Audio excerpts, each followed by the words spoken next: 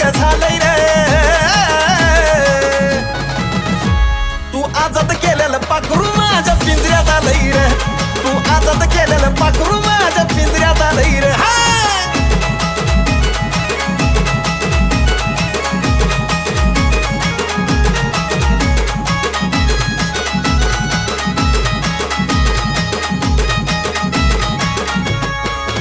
राहिला होत हितच आधी रे, तुला कळलं नाही कधी रे. त्या पाखराचा जीव अजून बी फक्त माझ्या मधी रे.